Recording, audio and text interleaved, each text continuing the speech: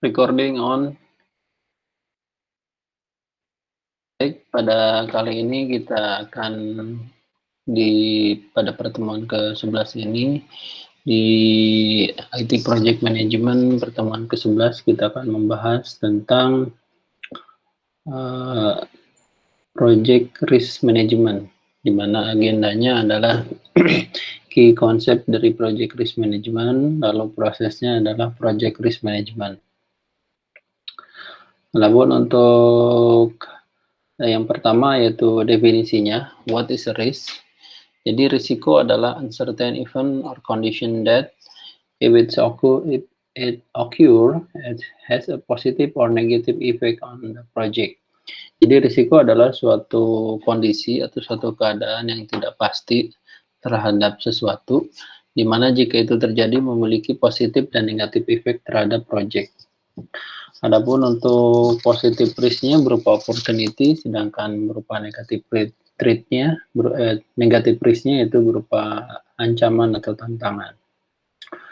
Lalu key konsepnya, yang pertama risk appetitive. Risk appetitive itu seperti selera dari risk, di mana itu adalah degree dari uncertainty, ketidakpastian, yang mana akan menjadikan itu harus diantisipasi ataupun di reward. Sedangkan risk threshold yaitu ambang batas dari sebuah risiko, yang mana itu untuk express ataupun menampilkan dari degree atau tingkat acceptable itu yang dapat diterima variasinya selama project terhadap project objektifnya. Adapun untuk risk trigger yaitu suatu bentuk warning ataupun informasi alert yang dapat diindikasikan terhadap risiko yang muncul.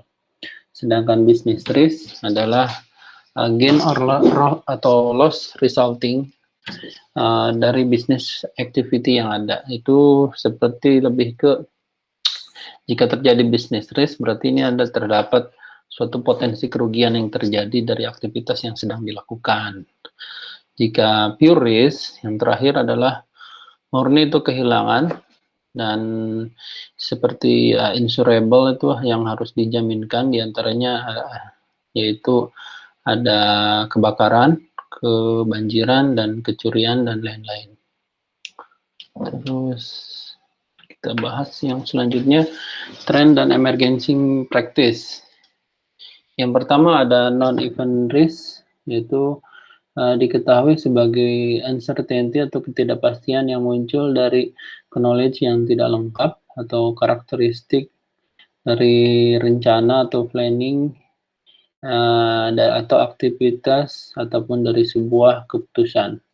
Sedangkan project resilience adalah growing awareness atau sebuah awareness yang meningkat terhadap sesuatu hal yang unknownable, yang tidak diketahui, event yang tidak diketahui, ataupun risk yang emergent.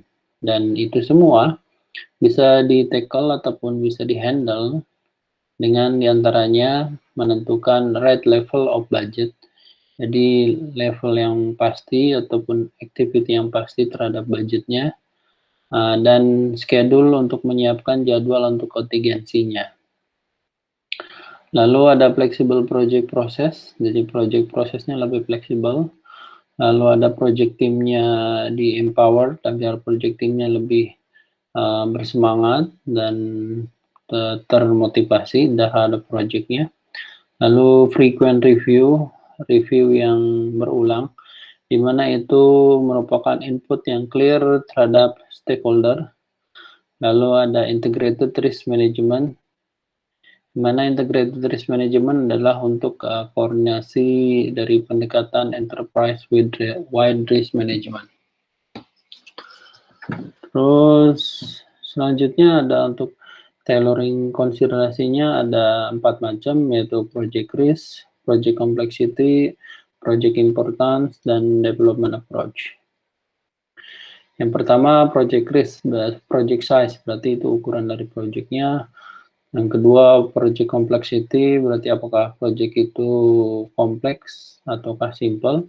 Lalu yang ketiga ada importance dari sebuah project, itu pentingnya adanya sebuah project. Lalu development approach, yaitu pendekatan terhadap pembangunan ataupun project yang sedang dilakukan bisa menggunakan agile, waterfall, ataupun lainnya. Konsentrasi dari agile atau adaptive environment, yang pertama yaitu selama planning iterasi, risiko dipertimbangkan ketika menyeleksi sebuah item pekerjaan yang ada di dalam iterasi. Sedangkan requirement menjaga dokumen-dokumen yang ada dan eksis itu tetap update dan direprioritas lagi secara reguler berdasarkan pengetahuan ataupun pemahaman yang terimprove akan risk exposure gitu. Terus yang terakhir adalah akselerasi dari knowledge sharing, di mana itu merupakan review yang periodik atau terfrequent untuk memastikan pemahaman akan risiko dan manage-nya. Lalu risk management proses ini ada di 3 proses grup dari keseluruhan proses grup, diantaranya ada di planning, ada di executing, dan ada di monitoring. Untuk di planning proses grup itu ada 5 activity, diantaranya plan risk management, identify risk management, perform qualitative risk analysis, perform quantitative risk analysis, dan plan risk response. Sedangkan di executing process group yaitu ada implement risk response. Untuk monitoring dan controlling process group ada di monitor risk. Next. Untuk plan risk management, yang pertama adalah tujuannya.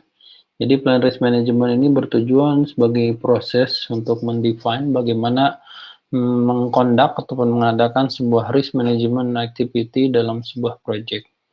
Manfaatnya sendiri adalah untuk memastikan tingkat, tipe, dan visibilitas dari sebuah risk management adalah terproporsi, baik itu risiko dan pentingnya sebuah project di dalam organisasi dan stakeholder lainnya.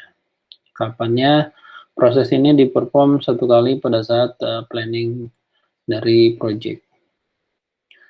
Lalu plan risk management ini untuk ITTO-nya, inputnya ada project charter, lalu project management plan, ada di semua komponen. Untuk project dokumen ada di part stakeholder register, lalu enterprise environmental factor, lalu ada organizational process asset. Sedangkan untuk tools dan tekniknya itu bisa menggunakan expert judgment, data analysis, diantaranya stakeholder analysis, dan meeting. Sedangkan untuk outputnya yaitu menggunakan risk management plan.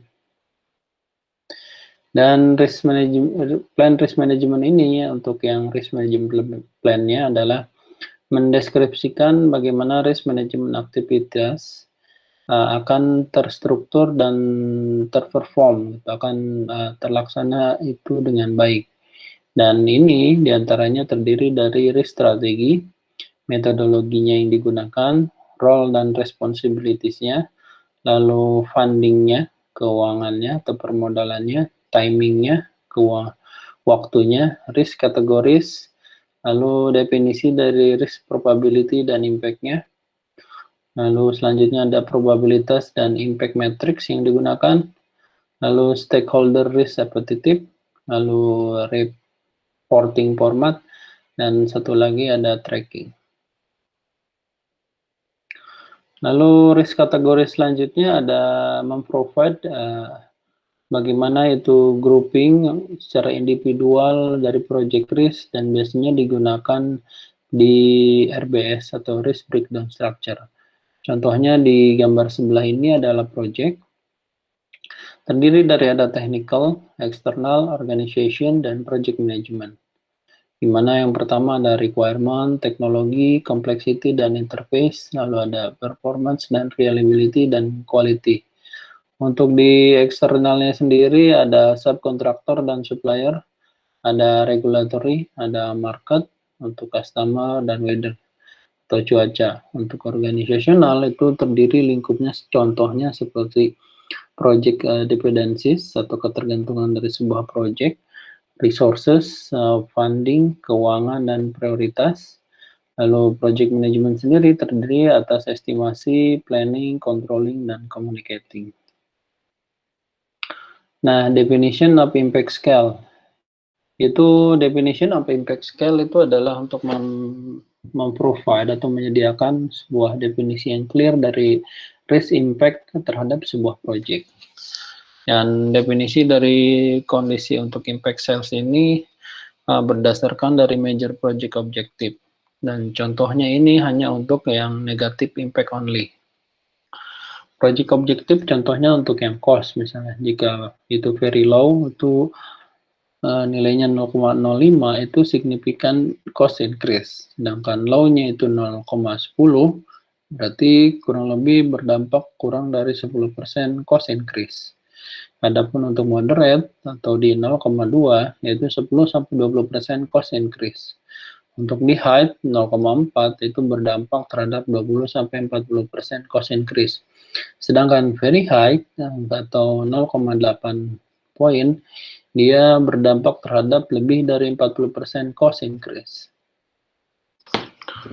Terus, adapun untuk definition of probability scale, itu menyediakan clear definisi dari sebuah probabilitas dari risk dari project.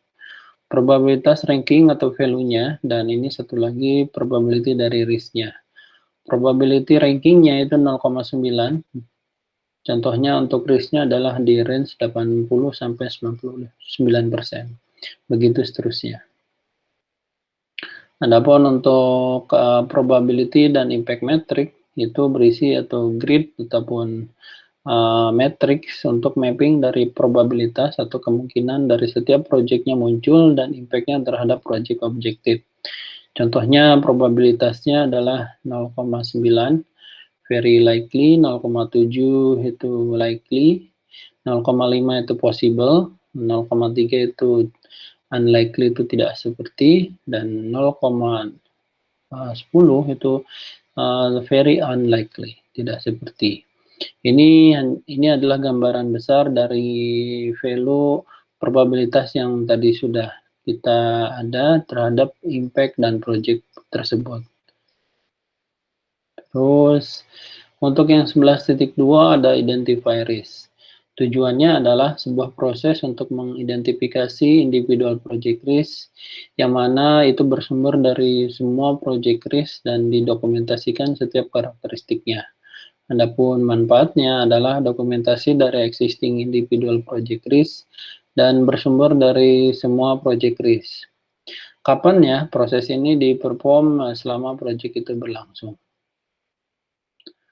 Lalu identifikasi dari risiko, untuk inputnya ada project management plan, requirement management plan, schedule, sampai dengan cost baseline. Untuk project dokumennya ada assumption log, cost estimate, duration estimate, issue log, sampai dengan stakeholder register. Lalu ada agreement, procurement documentations, enterprise environmental factor, dan OPA. Untuk tools dan tekniknya, yaitu expert judgment, data gathering, brainstorming, checklist, dan interview. Lalu ada data analysis, root cause analysis, sampai dokumen analysis.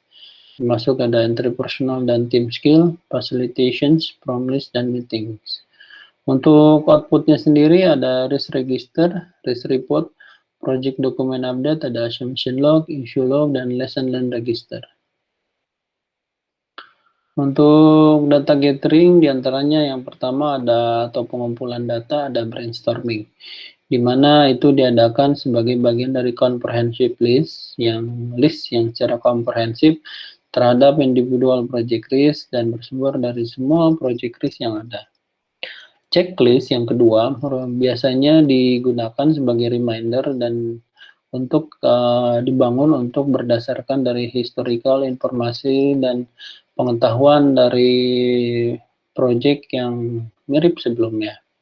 Adapun untuk interview, ada resikonya itu diobtain ataupun diadakan dengan mengadakan interview terhadap user yang experience atau ahli, baik itu dari partisipan, stakeholder, dan subject matter expert. Untuk data analisis selanjutnya ada root cause analysis, itu digunakan sebagai discover the underlying cause to lead to problem, itu untuk mencari bersumber dari penyebab problem yang ada terhadap risknya. Untuk yang assumption log dan constraint analysis, itu explore the validity, untuk mengeksplor dari validitas assumption dan batasan dan untuk mendetermine, untuk mencari dari risk tersebut itu berada. Lalu untuk SWOT analysis, itu seperti kita ketahui, SWOT itu strength, weakness, opportunity, dan threat analysis, itu digunakan untuk extend dari identifikasi risk yang termasuk di dalamnya untuk mengenerate risk yang secara internal. Lalu dokumen analisis, yaitu untuk uncertainty ataupun ketidakpastian dan ambiguitas dari sebuah proyek dokumen yang merupakan indikasi adanya risiko dalam sebuah proyek.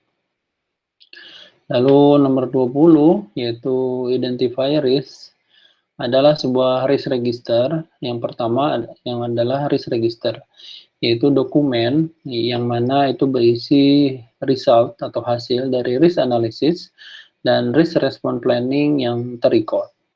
Di dalam gambar di bawah ini adalah tabel yang berisi tentang risk register tersebut. Yang pertama, contohnya, nomor 1, risknya adalah loss of electricity, jadi ketiadaan dari sumber daya listrik. Potensial response yang harus dilakukan berarti menggunakan power genset. Lalu yang kedua, server shipment delay, berarti potensial responnya dengan menyewa temporary server. Untuk risk reportnya yang kedua, ini adalah berisi informasi yang saat ini ada, yang bersumber dari semua project risk secara bersama-sama untuk menghasilkan sebuah summary informasi yang teridentifikasi terhadap individual project risk. Lalu perform qualitative risk analysis yang 11.3 itu bertujuan untuk sebagai proses untuk memprioritas dari individual project risk tersebut, yang mana itu untuk dianalisis dan action jika diperlukan untuk assessing ataupun menilai dari probabilitas yang muncul dan impact-nya terhadap ataupun karakteristik lainnya. Lalu manfaatnya, itu proses ini akan bermanfaat sebagai usaha untuk memfokus terhadap high priority risk yang ada, karena ini bernilainya secara kualitatif atau kualitas. Adapun untuk when ya atau kapannya, ini digunakan selama proyek itu berlangsung. Nomor 22 adalah yang 11.3 adalah perform qualitative risk analysis. Yang pertama untuk dilihat dari ITTO-nya, inputnya yaitu project management plan, project document, enterprise environmental factor, dan organizational process asset. Adapun untuk tools dan tekniknya yaitu expert judgment, data gathering, antaranya interview, data analysis, interpersonal and team skill, ada risk categories, data representation, dan meeting. Untuk outputnya sendiri yaitu menggunakan dari project document update. Untuk perform qualitative risk analysis, ada project document update, yaitu untuk melakukan update dari risk register yang include dari hasil dari qualitative risk analysis. Contohnya, nomor 1, risknya loss of electricity, probabilitasnya misalnya 0,5, impact-nya ternyata 0,8, tinggi, dan prioritasnya itu adalah ekstrim. Jadi sangat penting sekali untuk segera di troubleshooting ataupun di handling prosesnya. Adapun selanjutnya itu perform quantitative risk analysis.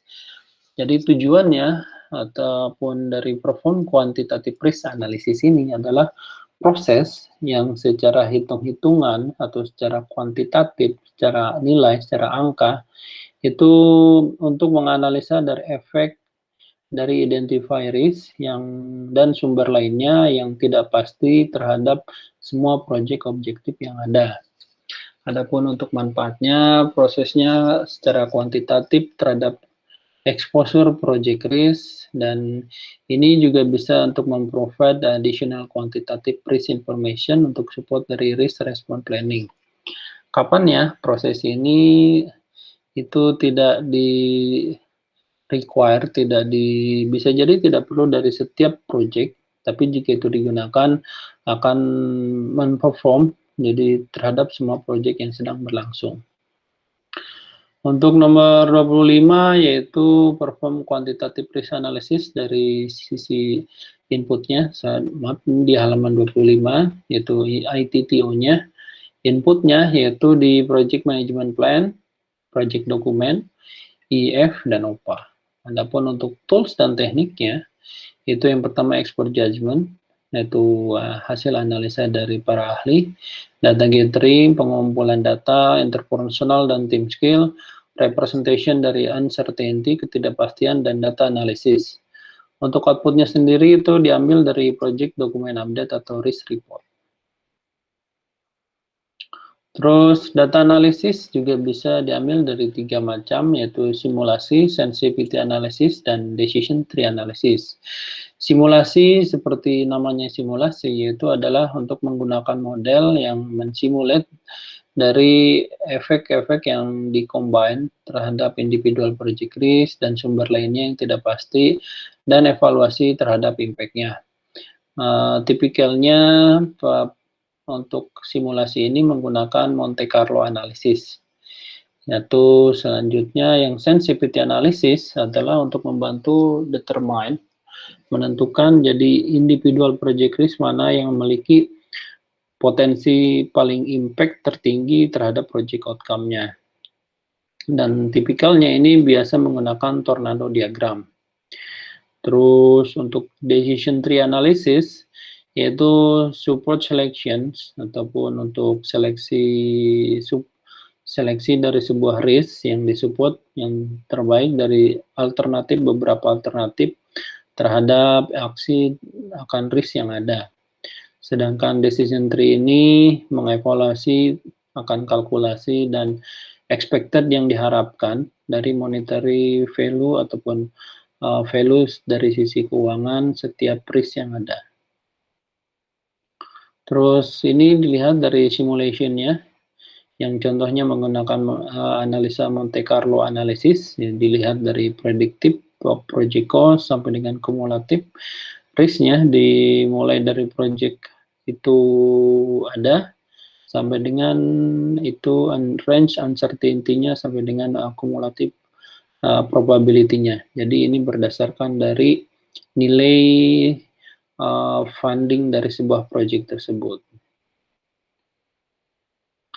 Terus simulasi selanjutnya itu menggunakan sensitivity analysis, yaitu menggunakan tornado diagram, di mana ini diketahui berdasarkan activity risk yang ada, diantaranya manufacture reaktor, DCS may fail installation, duplicate test may not required, ini poinnya berapa. Kalau construct control room ini menghasilkan apa, billing contractor. Berarti yang ke kiri adalah untuk negative risk, sedangkan yang kanan adalah positive risk.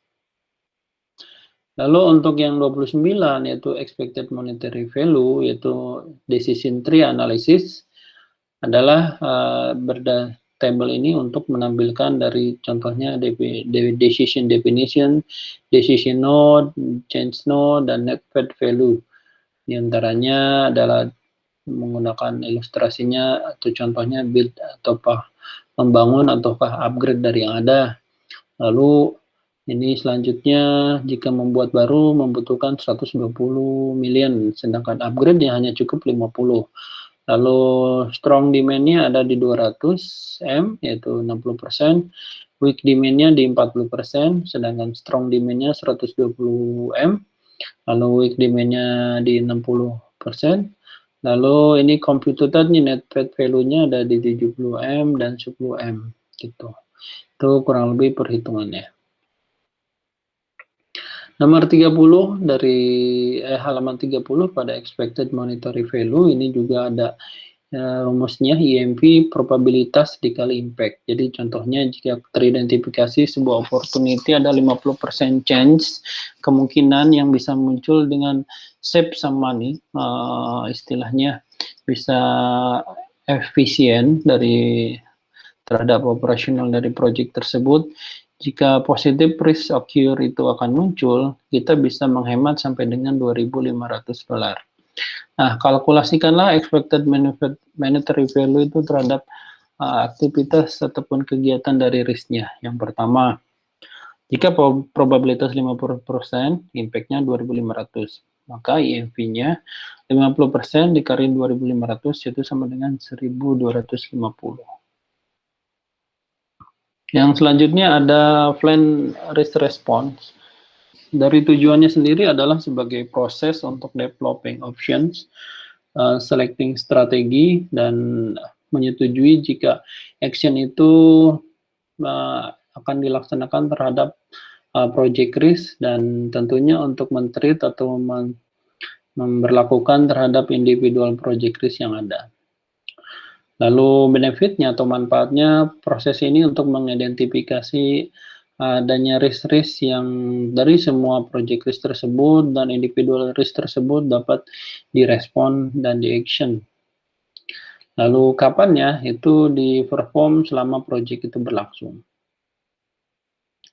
Lalu untuk ITTO-nya, input tools dan tekniknya, yang pertama inputnya ada di Project Management Plan, Project Dokumen, ada di F, dan ada di OPA.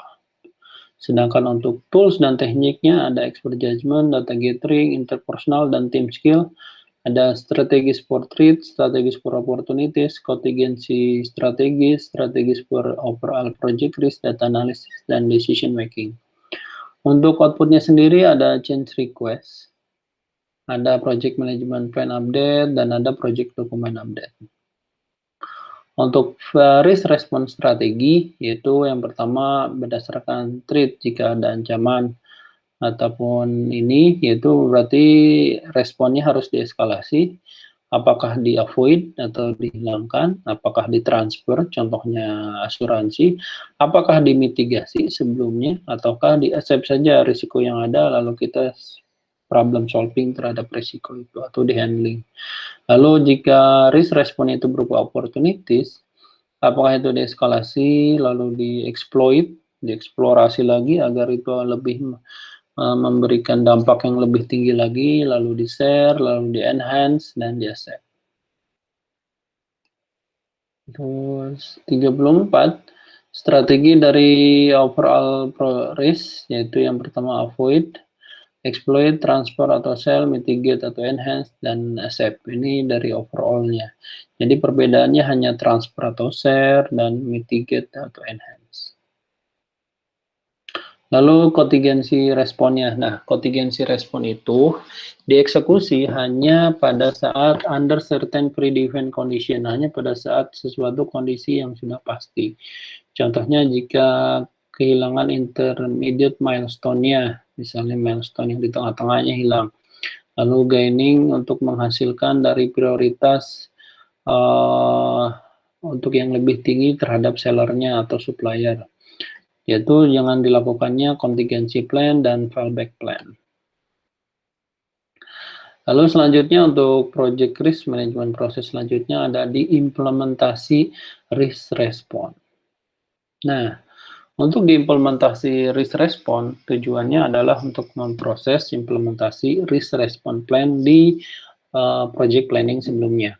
Manfaatnya, proses ini untuk mengensure, memastikan dari risk response yang sudah disetujui dan akan dieksekusi sesuai dengan planning yang di order sebelumnya terhadap overall project risk exposure, di mana diantaranya untuk meminimize project threat dan memaksimalkan project opportunity.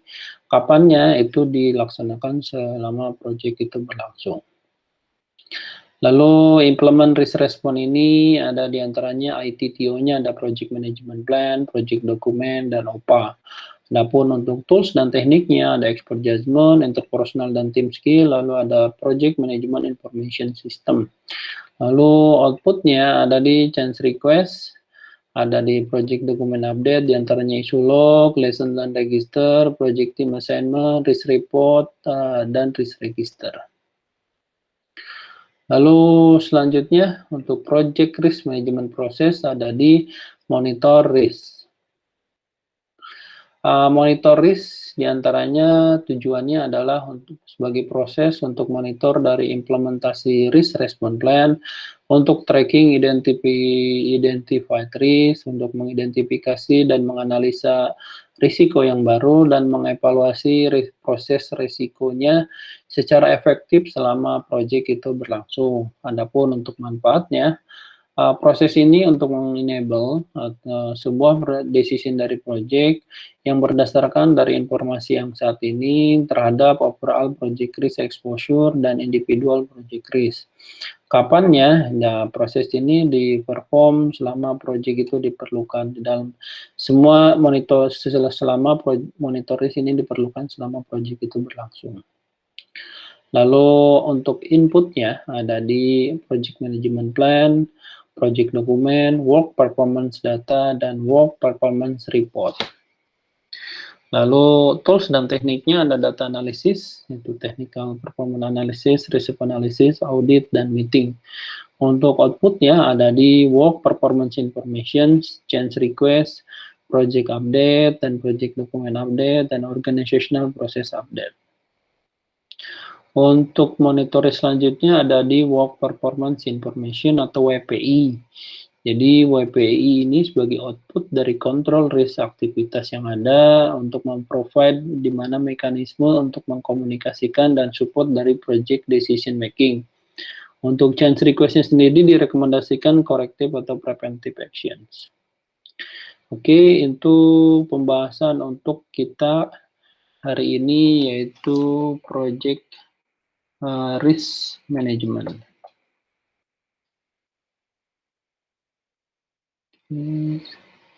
Sekian, terima kasih.